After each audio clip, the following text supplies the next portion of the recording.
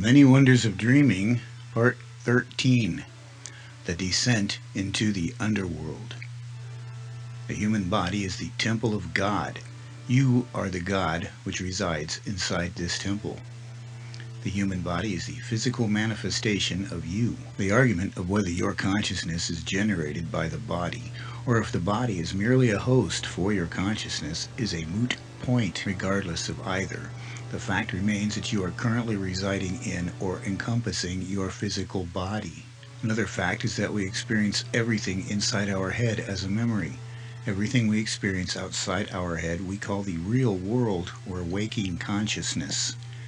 Everything we experience inside our head is either a memory or a fantasy. But there is another experience going on inside our head also. It's called thinking. The mind is processing data at an incredibly incomprehensible rate. Everything which you are experiencing in the outside waking consciousness world is always happening right now. It's not happening in the future, and it is not happening in the past. It could happen in the future. It has happened in the past. But everything else is happening right now, everywhere, all at once. Everything which has happened in your experience is contained within you as a memory. Inside your head, you can more or less travel to the past. You can speculate, fantasize over, and make decisions based upon future possibilities arising from current circumstances. Thus, you are able to simulate traveling forward in time to select from possible outcomes. All the data from your experiences is perpetually processed in your mind. I theorize that our experiences are somehow absorbed into the DNA after a time, probably due to repetition creating neural pathways and ruts. This is how our habits and behavioral patterns are created, both learned and inherited. This same data, which is memory, is also a resource, the Akashic Library often referred to by some. You are able to draw upon this data and make summaries, assumptions, presumptions, conclusions, assessments, decisions, etc., all based upon the data you collect and think about even when you are not paying attention to it. Sometimes you don't even know how you knew something. You just did. The human body is also often depicted as the universe in many cultures, and I have touched on this briefly before.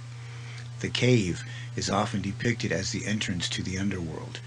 In your dreams, you should have or soon will notice some recurring themes. One of them is the housing of your youth. The mind uses this imagery because it is a simple symbol of what it represents. You know what it is without having to be told.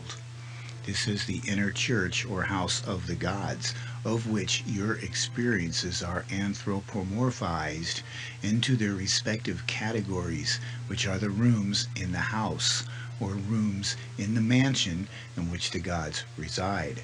Each one has their own temple, which I postulate are the chakras in the human body. When you are intentionally entering into the state of lucidity required to interface with your archetypes, it has, in the past, been called descending into the underworld. Stories and legends abound.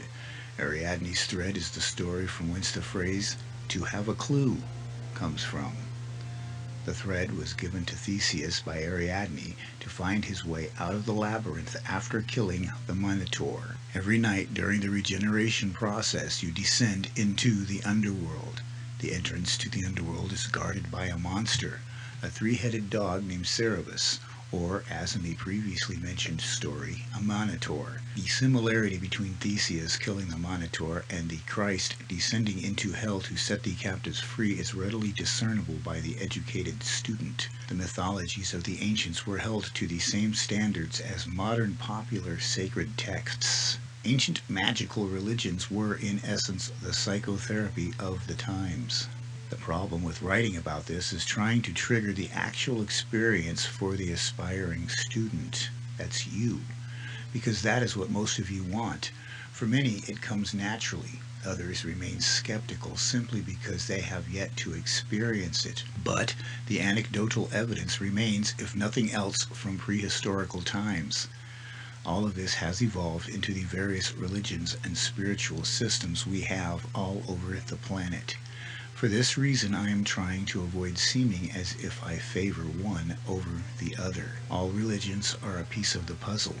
Only the more immediate necessities and distractions of daily life have caused the leaders to focus on the more practical and, unfortunately, superficial aspects of human spirituality.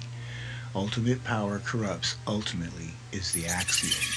Many a religious figure has turned out to be a charlatan or grifter in the end. The pitfalls and temptations along the way are many. Walking the straight and narrow, the road is twisted with many forks and side roads. But the ancients have left us maps. The most famous and popular map I can think of is the Kabbalistic glyph known as the Tree of Life. Some have indicated this may be the cross upon which Christ was crucified. Others say it is the Temple of Solomon and its many rooms, but you will know it as the house or place which you recognize as home in your dreams. Continue with the exercise I have given you in the second installment of this series. Find yourself a ring which you can specifically use for dreaming. Discover the archetype most likely related or associated with the issue you wish to resolve. Look for the house in your dreams. Find a suitable representation of this archetype or goddess and have a go at it. Discussing your issues with them is no different than talking to God with a big G. It's just a little bit more specialized, and face to face instead of through the tinted lens of the exoteric. Real masters have no need to advertise. It's called a cult for a reason. It's between you and God. The author, Magical, is not a qualified psychologist or therapist in any fashion. Please seek the help of a qualified professional if you need to. However, I hope for this series of posts to help you and others as I explore myself and discuss dreams and other related things. So feel free to comment if you like, as I'm always willing to learn. And tell your friends. Love, Magical.